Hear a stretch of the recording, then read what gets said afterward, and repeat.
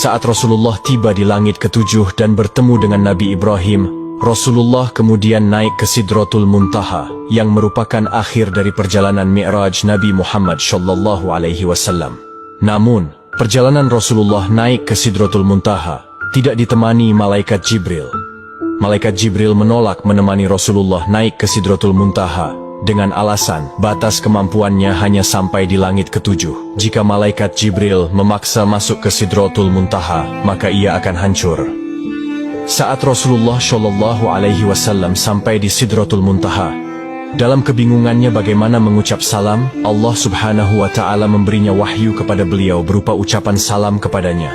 Kemudian Rasulullah SAW mengucapkan salam dengan kalimat At-tahiyyatul mubarakatush salawatuth thoyyibatu lillah. Salam sejahtera yang penuh barokah dan salam sejahtera yang amat baik adalah milik Allah Ta'ala. Kemudian Allah Subhanahu wa Ta'ala menjawab, Assalamu alayka ayyuhan nabiyyu wa rahmatullahi wa barakatuh. Salam sejahtera, barokah dan rahmat Allah dilimpahkan kepadamu wahai Muhammad. Kemudian Rasulullah SAW berdoa untuk kita, umatnya. Assalamu alayna wa ala ibadillahi sholihin. Kesejahteraan semoga terlimpah kepada kami semua hamba Allah dan hamba-hambanya yang soleh.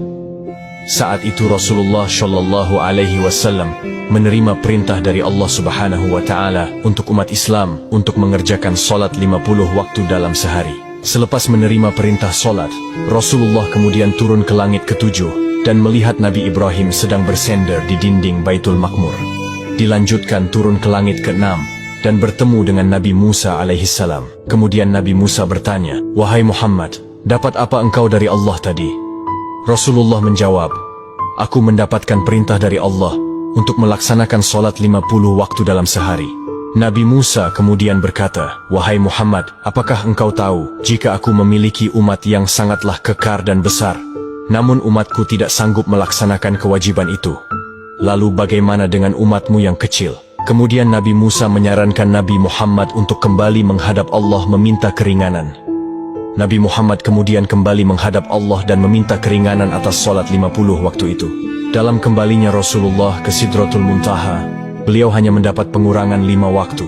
Dan pada saat itu, Rasulullah sampai 9 kali bolak-balik dari langit 6 ke Sidratul Muntaha untuk meminta keringanan dalam perintah solat tersebut. Sampai pada akhirnya Rasulullah menerima perintah solat hanya 5 waktu dalam sehari. Kemudian turun dan menemui Nabi Musa. Dan saat itu juga Nabi Musa kembali menyarankan Rasulullah untuk kembali menghadap Allah meminta keringanan lagi. Namun Rasulullah enggan melakukan itu karena malu kepada Allah yang sudah 9 kali bolak-balik meminta keringanan. Dengan senyumnya Rasulullah berkata, Aku sudah diberikan oleh Allah yang paling pokok 5 waktu, dan Allah telah menetapkan untuk setiap satu waktu itu bernilai 10 waktu. Di tanggal 27 Rajab ini, di mana malam itu, Rasulullah SAW mendapatkan hadiah dari Allah untuk umatnya berupa solat wajib 5 waktu.